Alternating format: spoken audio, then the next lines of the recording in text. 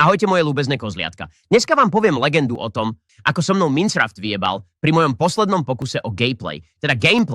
Rozhodol som sa, že si založím nový svet a nájdem super miesto na svoj vysnívaný drogový brloch. Keď sa mi vygegeňoval svet, všimol som si, že necelého pol kilometra od mojej lokácie si pillageri postavili svoj nebovstyčný úd zo sosnového dreva.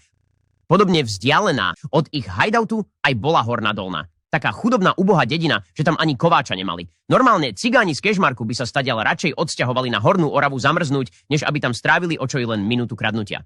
Každopádne, moji milí, rozhodol som sa, že spravím, čomu my s manželom v posteli hovoríme RO Leplay a spácham minigenocídu na pillagerov, vykradnem im zásoby sociálnych dávok a spálim ich sosnový monument na popol, aby ma potom úbohí villageri z Dolnohornej uvítali ako svojho spasiteľa, hrdinu, vodcu.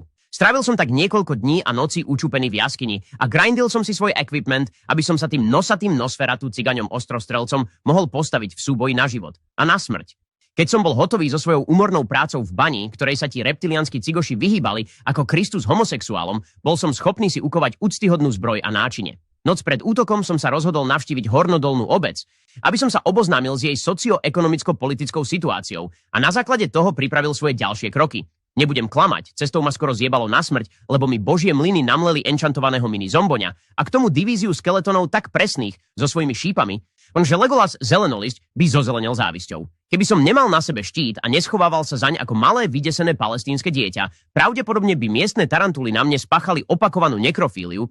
Keď som sa konečne dotackal do dediny, schoval som sa pred perverznými pavúkmi do chatrče dvoch buzerantov, ktorí si to rozdávali na zelenej posteli. Nikdy som nečakal, že by mohol byť kockatý penis tak neuveriteľne ľúbezný.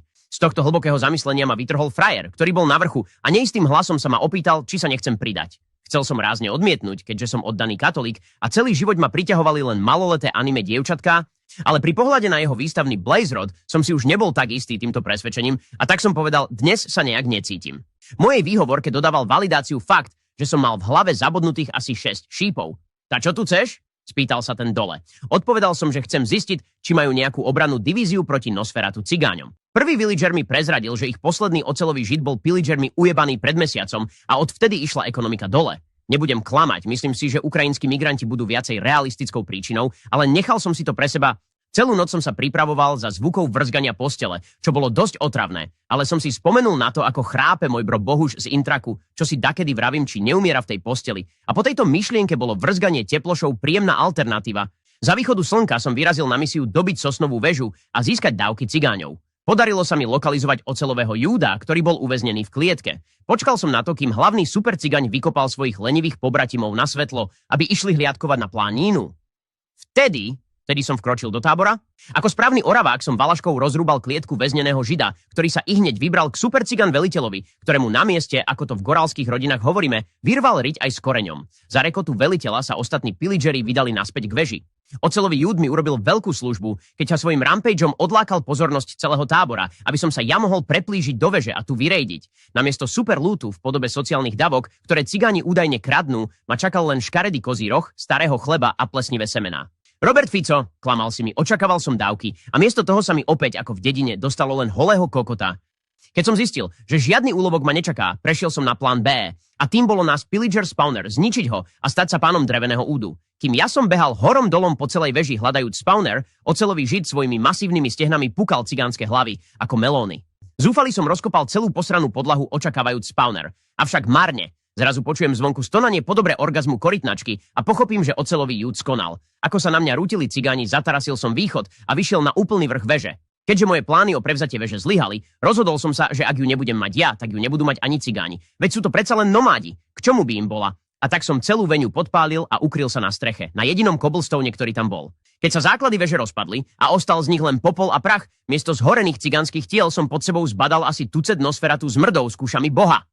Zrazu mi došlo, že moje znalosti Minecraft pillagerov sú značne obmedzené. Rozhodol som sa ponížene uchýliť na YouTube a zistiť, prečo sa ti kokoti spawnujú, aj keď som im vypálil celé živobytie. Po mojom researchi som sa dozvedel, že kryptonit tých zmrdov je podlaha a jediný spôsob, ako ich zastaviť, je nahradiť všetky bloky podlahy na všetkých poschodiach veže slapmi. No, to by bola super užitočná informácia, ktorá by, povedzme hypoteticky, fungovala. To by som však nemohol vypáliť celú väžu z povrchu zemského a premeniť ju na dôvod ozonovej diery. Keďže ani táto taktika nebola realizovateľná, rozhodol som sa spraviť to, čo každý správny Minecraft player. Zdrhnúť a pičovať, že za to môže Mojang. Počkal som, kým tí zmrdi zaspia, zdrbal sa z levitujúceho cobblestoneu a využil svoje zdatnosti s lopatou a krompáčom, ktoré som získal zo svojich časov strávených v bani a zakopal sa do zeme ako krteček.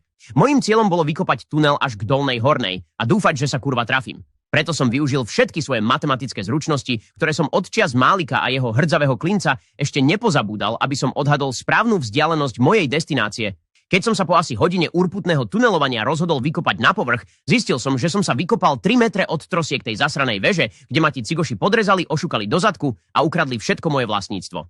Tým si tak očistili svoje meno, keďže neukradli dávky. Miesto toho mi ukradli niečo omnoho dôležitejšie. Nádej. A tak, drahé kozliatka, končí legenda o Sosnovej veži, kvôli ktorej už nikdy nezapnem tú skurvenú spičenú pojebanú vyjebanú skokotenu. Vymrdajú sprdenú bohom zabudnutú hru. Tfuj, mojang skurvený,